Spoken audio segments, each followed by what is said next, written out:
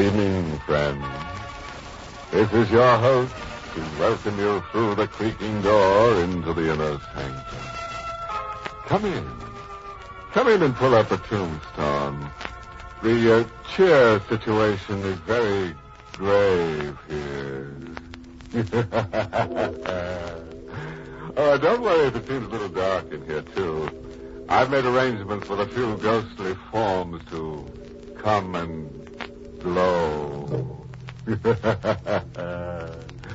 By the way, don't mind that guy in the box over there. We scared him to death last week. He's been horizontal ever since.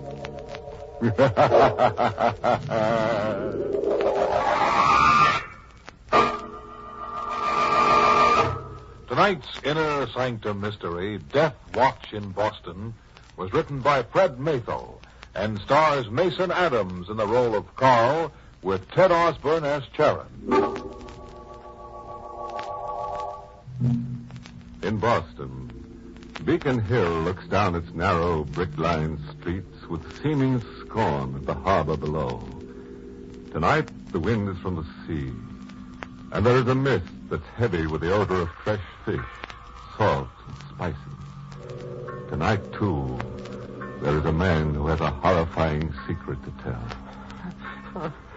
This man is Carl Dickens, intern from a nearby hospital who walks wildly, coat flapping, hair disheveled. Young, his body is. His eyes are old, his face haggard. He carries a heavy wooden box about 12 inches square. He's murmuring through bloodless lips. Take thy beak from out my heart, and take thy form from off my door. Quoth the raven, nevermore, nevermore. A neon sign proclaims the door to be that of Captain Zeb's Tattoo Salon. Established 1905. Carl Dickens stops, looks quickly behind him, and enters. Greetings, mate. Captain Zeb. Yeah, didn't reckon to do no more tattooing tonight. Captain Zeb, lock the door. Hold on there. Lock this door. You know me. I'm Carl Dickens. Hey, thunder. Who you be? What ails you, lad? Lock the door quick, then put out your lights, please. Sure. Seems to me like your one doctor needs a doctor, Carl. No, Zeb. I don't need a doctor. I need someone like you to listen to me. All right, I'll listen. What you got in the box? It's part of a man's body. His head. Oh? Sort of specimen-like for your medical work? That it? No, Captain. It's the head of a man who was calling for me at my room at 11 o'clock tonight. What's that? Don't look at me like that. I'm not crazy, Captain. You've been working a mite too hard over them books, maybe, huh? I have been working hard, yes, but this is no hallucination. I don't go along with believing a man can live without a head, son. You don't understand. The man this head belongs to is Death. And it is Death who is coming for me tonight. Better tell me the whole thing, son. Maybe I can help after all. Will you come with me to my place after I tell you the story? Will you wait up with me till he comes, Captain? Will you? Reckon I better, son.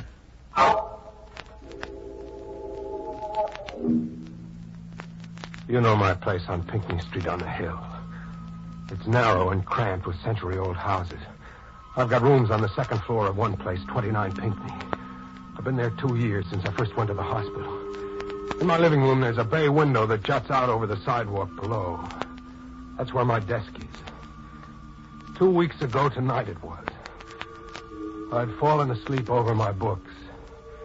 Something at the window woke me with a start, a tapping noise.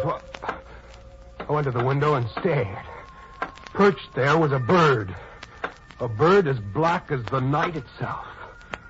I opened the window, and instead of flying away, the bird hopped upon my desk and stood with head cocked to one side of my open book. By now, I knew I wasn't dreaming. I spoke to the creature as you might have. Hey, isn't it late for a bird to be around? Oh, it's late. It's late. It's later than you think. It's much later than you think. Oh. I stared open-mouthed at the open window through which the creature disappeared. Then I smiled, realizing that it must be a pet, a minor bird, perhaps. I went to bed then, thinking it an amusing coincidence that the bird had been taught to say, "It's late," and that I had referred to the hour myself. That's what I thought then. Until 2 nights later. That's when I met the stranger for the first time. You see, Captain, I have a bad heart myself, and I'd worked very hard to save a patient who had a heart ailment, the same rather rare heart condition I have. By 10 Wednesday night, I felt certain she'd pull through. Just as I was going off duty, my night nurse hurried to me. Dr. Dickens. Yes? Doctor, the girl in 14. Well? No. Are you trying to say she died? Mm-hmm. I'm sorry, Doctor. But I can't believe it. I did everything that could be done, and it looked certain. Are you positive? Yes, I am. Dr. Smith just confirmed it. Oh, Doctor, you worked so hard on that case. You're worn out. Why don't you go home and rest? I said... Doctor, what's wrong with you? What are you staring at? You were looking toward the window just now, as I was, weren't you? Well, yes, I think so. Why? Didn't you see something black fly past it, a bird? Well, no. Doctor, you look awfully pale. Can I get you something? No. I guess I'm tired. I'll go for a little walk and then straight to bed.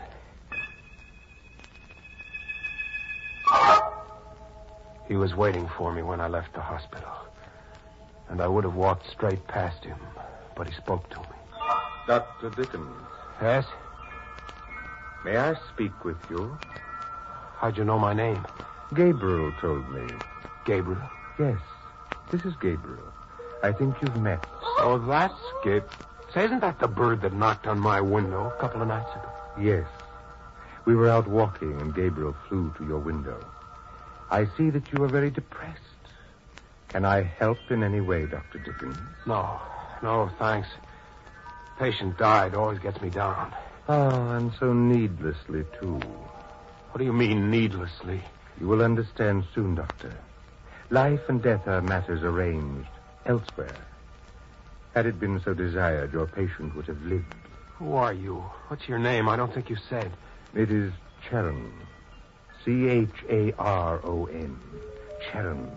Well, Mr. Charon, if I believed what you say, I would have to give up medicine. Not at all.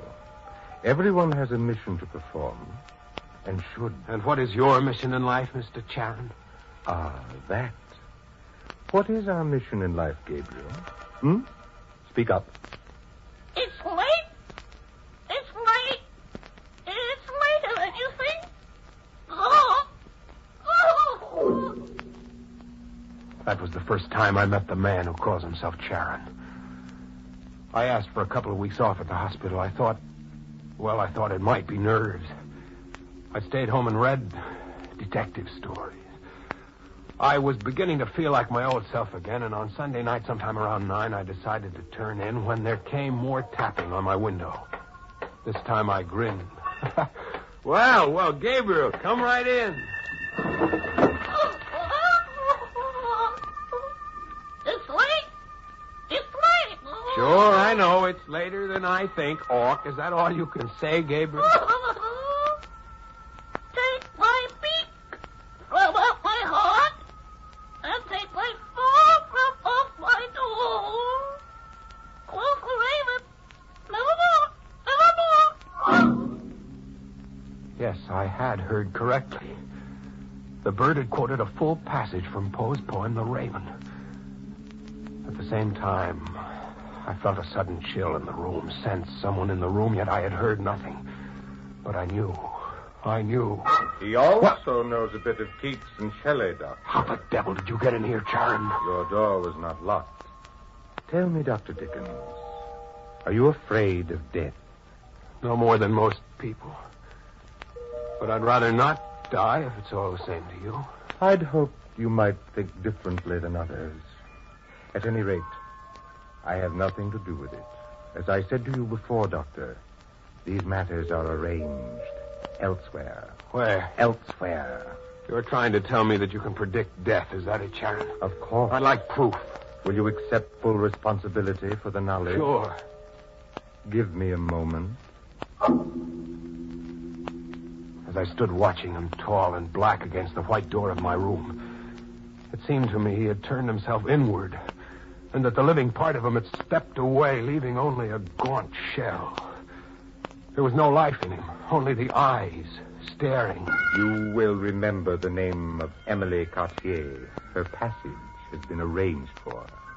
Good night, Dr. Dickens. After he left, Captain, I walked straight to the phone to call the police. I tried to think of how my story would sound to them. That stopped me for the moment. But I did look up the name Charon had quoted. It was in the phone book, Miss Emily Cartier. Her home was close by in Louisburg Square. I called her at once. Hello. Is this Miss Cartier, Miss Emily Cartier? Oh, yes. Who is this, please? You don't know me, Miss Cartier. My name is Dickens. I met someone who claims to know you well. Oh. Isn't that nice? Who is it? A man named Charon. Oh, well, I'm sorry, Mr. Dickens. There must be some mistake. I don't know anyone by that name. Are you sure? Well, I'm just as sure as... Oh. Miss Cartier! Miss Cartier, what is it? Miss Cartier! But I knew what had happened. I knew all too well. Emily Cartier's passage had been arranged for.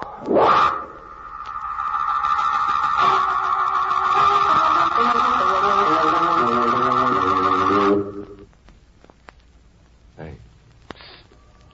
Anybody been giving you the bird lately? Very distinctive character, this Charon, don't you think? Pick him out in a shroud anywhere. Yes. Signs all his mail, eternally yours.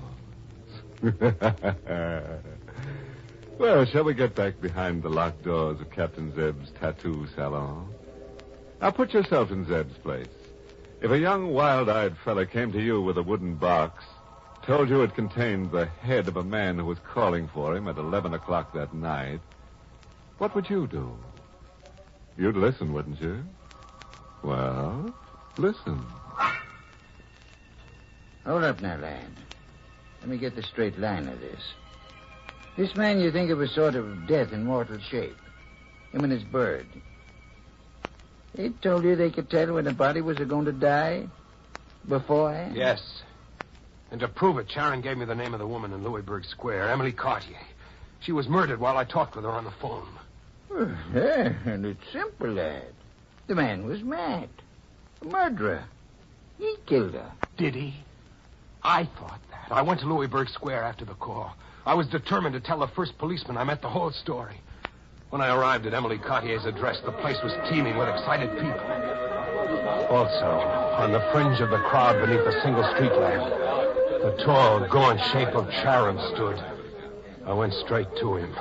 Mr. Charon, I'm turning you over to the police. Oh, Mr. Dickens, why? Why? Because I know you killed this woman. So, come with me. I will speak to the police for you. You don't dare. Come. All right. Come on, folks. Go on home. Go to bed, will you, please? Officer. Yep. Well, what do you want? Officer, my friend and I are a little alarmed about this tragedy. Why? Well, we live nearby, you see. Don't give it a thought now. We got the guy who did it. You caught the murder? Sure. One of the neighbors shot him through the head while he was climbing out the window. Now go on home and forget it, if you can. Well, Carl? I wish you would leave me alone. Oh, that is not possible. One way or another, you must come away with me when I leave. I refuse to believe it. Suppose I prove my point again. Suppose I tell you the name of someone else who will die. If I am right, you will raise no more objections to leaving with me? And if your prediction doesn't work out? You will never see me again. Agreed? Agreed. Very well.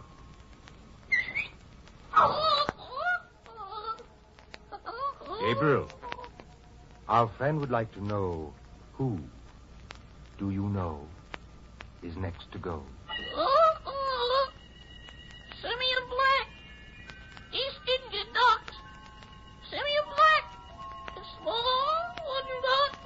Simeon Black, is that it? Yes, Carl. Simeon Black. Between 8 and 8:30 on the night of November 15th. That is a week from tonight. All right, fine. If Simeon Black doesn't die then, I will never hear from you again. That is correct. If Simeon Black dies, as I know it is arranged that he will, you will come away with me on the same night at 11. Good night, Carl. Good night, friend.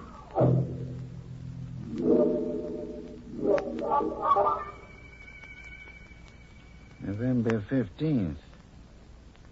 It's tonight, isn't it? Yes, Captain Zeb, that's tonight. And what about Simeon Black, lad? This bargain you made now. I found Simeon Black. Found him this evening. He was a seaman. The docks gave me his address, a cheap rooming house near the Charles River. The ship was due in at 7. Simeon Black had to live. I stood outside his rooming house waiting. About 5 minutes after 8, a big, burly, rough man came along, heading for the doorway where I stood. He was carrying this box. Simeon Black with 25 minutes to live. Are you Simeon Black? Yeah. It's very important that I talk with you. Yeah, why? Who are you? My name is Dickens. This is urgent. Please listen. I'm listening. Go ahead. Do you know anyone who might want to do you harm? You crazy mister. Sure I do. Couple of 100 guys all around the world. But you ain't one of them. Where are you? No, I'm not. But I talked with a man who said you were going to die between now and 8:30. That's why I'm here. Who? A man named Charon. A man who has a pet minor bird that talks. Yeah? I think we better go up to my room and talk, chum. Come on.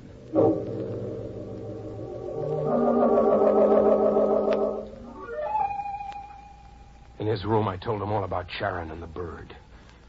There was a large clock on the steeple of a nearby dock house. I saw that the minute hand stood at 25 after 8 when I finished. Black stood up, his heavy face now pasty pale. The veins of his neck throbbed. So you're the guy I've been waiting for. All right, Dickens. I met the man with the bird in Martinique. He told me there someday I'd be killed. He sent you. But I'm not playing. I don't die easy, see? This thing says I don't. You fool! Put that gun down. Killing me won't help. All we have to do is wait till the time has passed. 3 more minutes. Sit down. Nothing doing. You're gonna...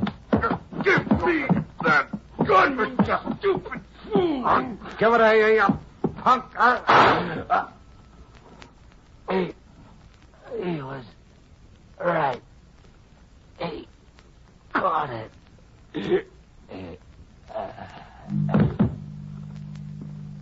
I couldn't believe my own eyes. I stood there gaping at the floor. The hook that had been Simeon Black was crumpled grotesquely on the bare boards of the room. His denim shirt staining darker and darker as I watched it. Through my fogged mind, I heard the clock strike the half hour outside. Simeon Black had died as Charon had predicted. But I had killed him.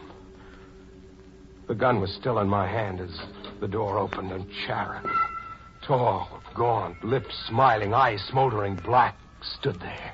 You see, Carl? I've kept my bargain. Simeon Black is dead. You made me do this. You played me against Black. You knew something like this had happened. Carl, when are you going to understand? Yes, I knew. But these things are arranged. By you. Of course. I made a bargain with you.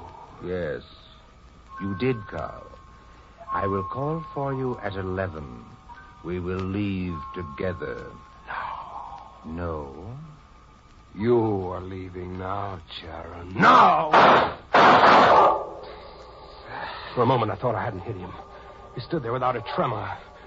Then from his thin, colorless lips, a trickle of blood coursed down his chin. I can't tell you the triumph of the moment.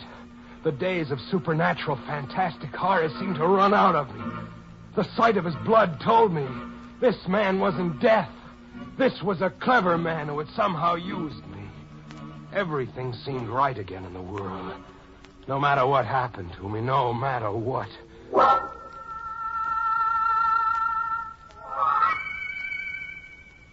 That's your story, lad?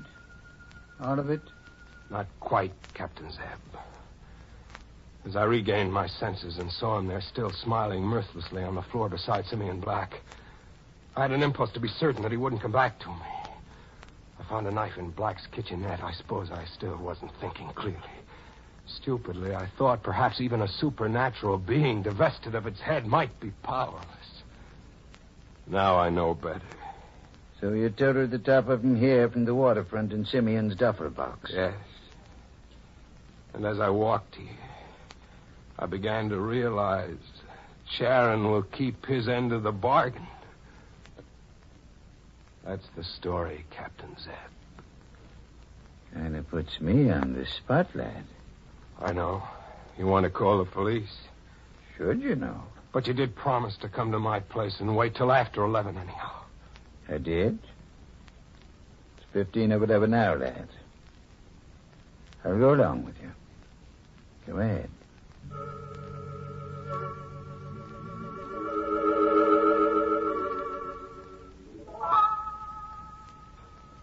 What time is it, Zeb? Most 11. But I tell you again, lad, ain't nothing gonna happen now. But I feel it.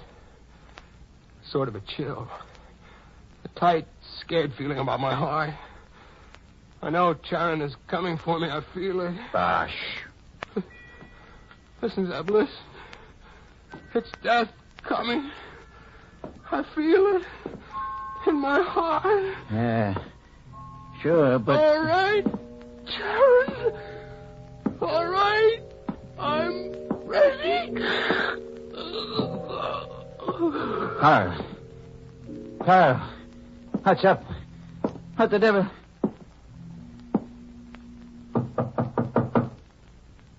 Dead. He's dead. Come in, hang it. Come in. Dickens. Carl Dickens. That's him there, officer. What's wrong with him? Well, you can believe it or not. I was just talking to the lad when he pops off. Turned blue in the face and just stopped talking. He's dead. Thought so. But how? From the look of him, I'd say heart case. Have to wait for the coroner. The queer things you come across in this business. Queer? How come you to be here? Just at 11. That's a queer one to me. Well, we got a stiff without a head down at the waterfront a couple hours back. Found a diary on him, and we've been checking up. Who was it? Guy named Charon. Was let out of Devil's Island when they closed it up a couple of years back. According to the diary, he's been out to get everybody he ever had anything to do with his being sent up. A nut? Must have been a smart one. He names 3 people he wanted to get rid of. Played one against the other, I guess. But who? Who killed him? I don't know. Sergeant's working on it. All I know is in this character's book there's a note says, see Carl Dickens, Pinckney Street, 11 o'clock, November 15th. What? What? Too late. Too late. What's too late? Oh. What the devil was that? It's just the bird here. Minor bird. Talks. Leastways, I think it's a bird.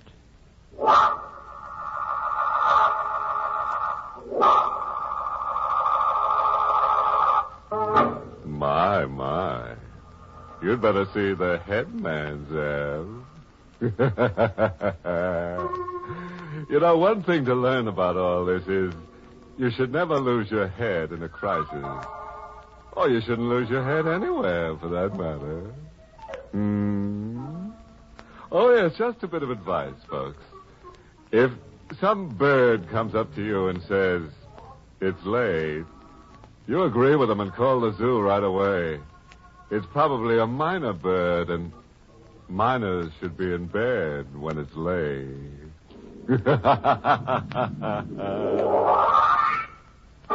Inner Sanctum came to you through the United States Armed Forces Radio Service, the voice of information and education.